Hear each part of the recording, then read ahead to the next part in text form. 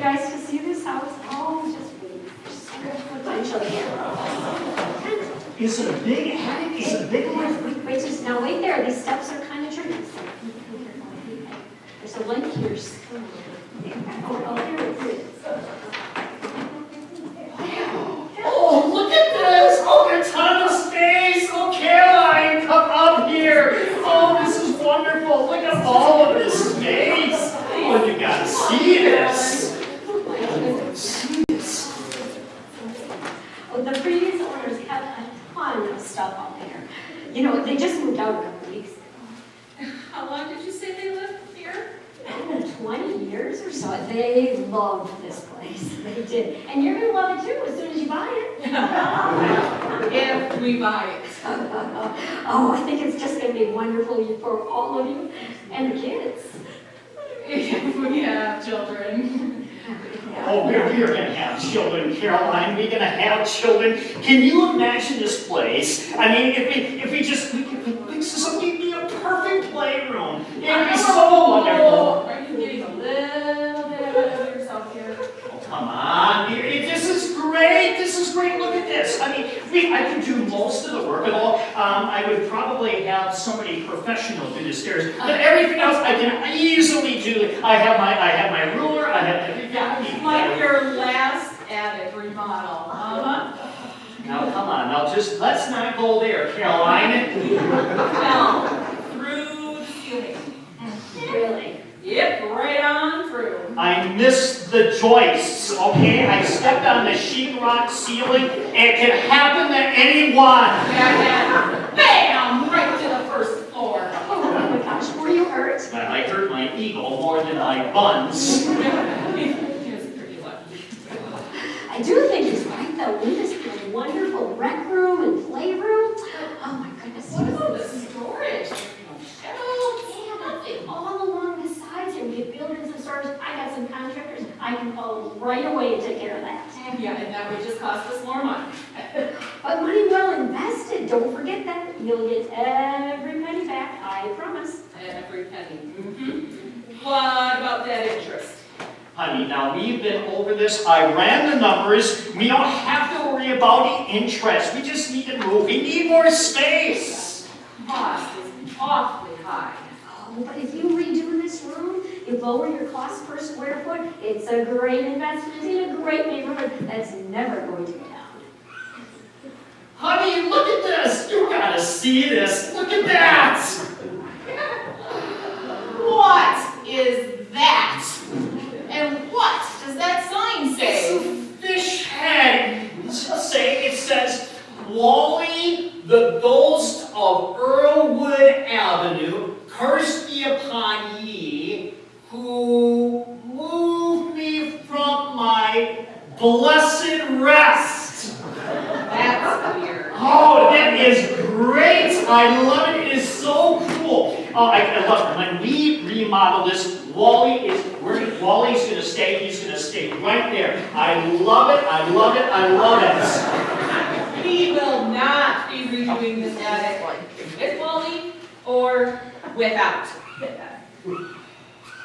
We don't even know if we're going to buy this house. I love it. I love it, Caroline. This is perfect. This is all we need, and now we have the fish. This is perfect. I think you're getting your emotions a little bit high again. Like, don't you just feel it in your gut? Sometimes you just have to trust your gut instinct. And sometimes you have to take a deep breath and think straight. This place is everything we need. It has lots of bedrooms. It has a nice kitchen. It has a den. It has a pretty good storage. It has a school district that's not too bad. And look at this. It even says in this, it's right up. It's not too far from your work, right? And what else? What is there, Carolyn? Not to like about this place. The cost. The cost. Oh, the cost. It's just a minor detail. I'm sure we can get it down a little bit. How about a lot? Well, probably not a lot. It's only been on the market a few weeks, you know. You know what? I think maybe we should look around a little bit. Oh, no. This won't be around for very long. You know, lots of other people are going to be interested too. Of course they are. You don't need to pressure us. Oh, no. I was just saying, well, You know, I hate for you to see you lose a house that's clearly perfect for you. I just don't know. I don't know, I think it's pretty clear. I wish I was clear. You said you were religious people, right? Not terribly, we're Lutherans. Look, I'm no prophet or anything like that, but I'm pretty sure God wants you to have this house. Yes! Excuse God, me? and God wants us to have this house. I love it, I love it. Have you lost your mind? Since when has God gone into the real estate business? Well, I just thought, Well, it's a gut feeling, don't you think? I think it's a gut feeling. I don't think God cares one way or another about this house or Wally. Look at all the coincidences that have led you to this house. If it wasn't for that soccer mom telling you about this place, and you were even looking in this neighborhood, and you know, at your price point, there aren't a lot of things to choose from. And don't you think God wants us to be happy and comfortable, right? That's not the point. The issue is how comfortable can we afford? This is a lot of house. honey, we can afford it. We ran the numbers. I have it right here. We can afford it. And remember the mortgage company said you could easily afford that. Exactly, but they don't take everything into account, do they? They're the business of pushing and selling homes. For instance, have you ever thought about God in this equation? You probably shouldn't have done that. Really? She's into God. Let me tell you, she's into God probably in a way that you and I are not into God. Yes, I am into God, and you should be more also. Think about that. Does that mortgage company ever mention anything about our gifts to the church? Do they think about that when they do all their figures, or how simple of an issue a house can be, and what it can say about us? I think this house says wonderful things. Charm, quality, comfort. It says attic conversion to me. Look, if I could put a dormer window right here. It also says we care more about our house than we do about other things. If this could be a fun place to raise our kids, I could just picture it right now. The kids running around, having a good time, playing up here in the attic. This is the perfect place, honey. This is it. And what message would that send to the kids? We're special. Everyone needs their own space. You know, I kind of like what our parents did. Small bedrooms, bunk beds, small living room, one TV, one car, and that little kitchen table shoved into the corner. I don't know. I mean, I grew up like that, Caroline, and sometimes, yes, you know, it was tough getting a word in edgewise, and even a bite in edgewise at the kitchen table, but I don't know. This is it. This seems, it feels like it's from God. But, you know, you got to know your family, didn't you? You did. And when you thought about that kind of home, you thought, family, not HGTV. But there's nothing wrong with having a really nice home, Carol. Oh, no, there's nothing wrong with having a nice home. I'm just sharing my inner struggle with you. And I got to know that. Oh, what do you mean? You probably wouldn't understand. Try me. It's Lent. Oh no, there's that Lent stuff again. Oh, this woman gives up so much Lent stuff for Lent. I mean, chocolate, coffee, Skittles, you name it. She gives it up. I think Lent is a special time, I really do, that's all. And it's about sacrifice and discipleship and our journey as disciples. And I sometimes think that stuff gets in the way of our discipleship. And our homes, cars, our televisions. Isn't that why we give things up for Lent? So that we can focus on what's really important in our lives? I know, I've got it. Let's take one of those extra downstairs rooms. we'll turn it into a little chapel or an altar or something for you. How about we not be sarcastic right about now?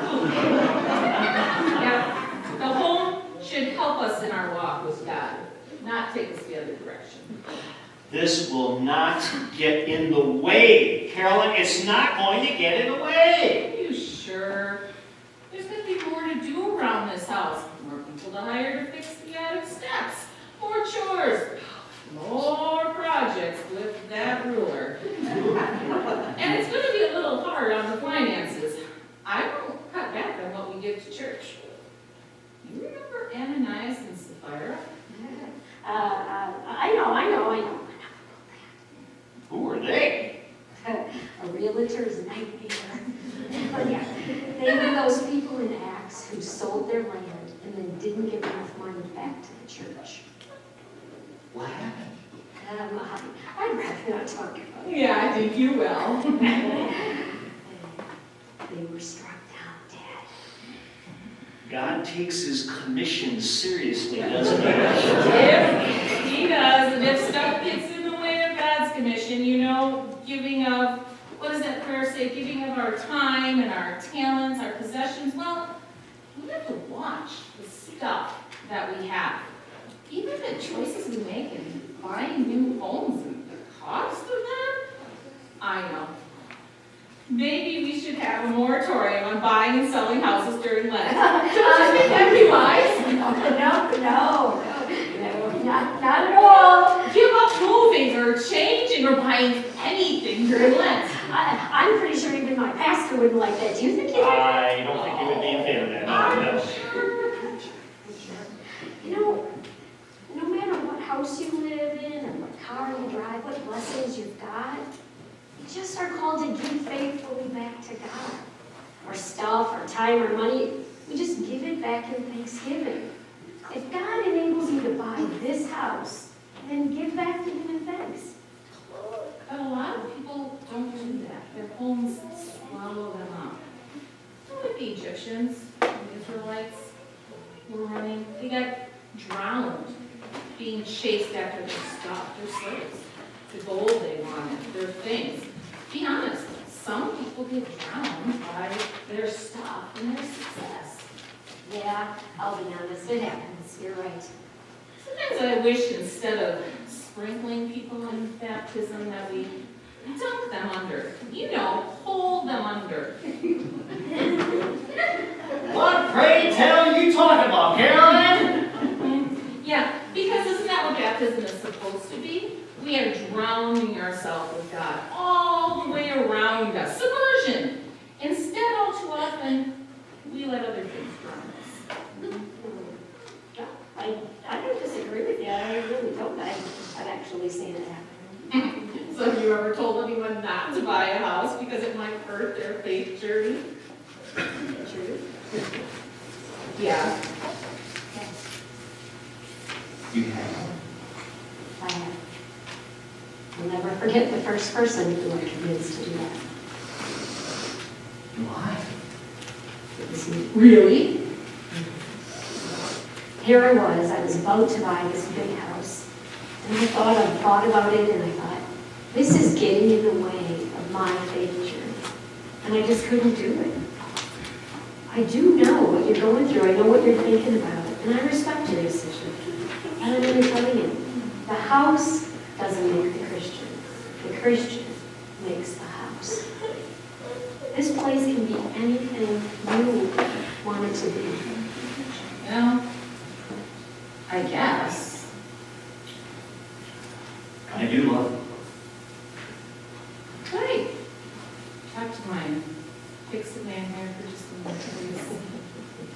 Certainly, I'll be right down the stairs here. I know, be careful on those steps.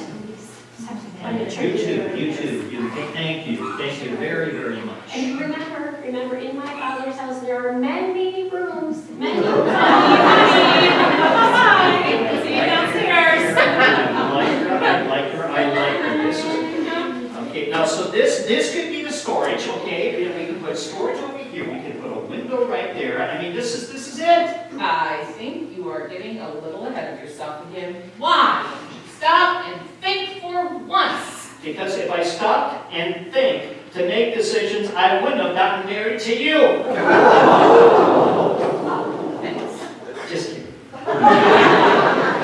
But sometimes, honey, look, sometimes you just have to go with your gut, your instincts. This is a great house. She was right. I mean, it's not the Christian that makes it's not the house that makes the Christian, it's the Christian that makes the house. Honey, no matter where we are, no matter where we go, you know that line. You know it. As for me and my house, we will serve the Lord. I tell you what, let's you and I sit down. Let's sit down tonight. Let's run through the numbers. Let's make sure that we figure out our church gifts, the other gifts, everything else out, and we will be able to see we can do this. But I don't want to be house poor. I agree. I don't want to either, Caroline. And I don't want to be spiritually poor. No, I know we can't afford it, but look at the numbers. Just look at the numbers with me. Yes. I mean, the attic, we can fix this up for nothing. I mean, nothing. I can do it. We're not doing anything with this attic. But honey, look, I'm telling you, if we can, Nothing. for now, Not forever. talk about it. Talk. Okay. Let's go. Watch your step. See you, Wally. Let's go. Caroline, you did not say goodbye to Wally. I am not saying goodbye to a fish. You are going to hurt his feelings. Goodbye, Wally. Nicely. Goodbye, Wally. Bye, Wally. I did. You want me to bring Wally downstairs?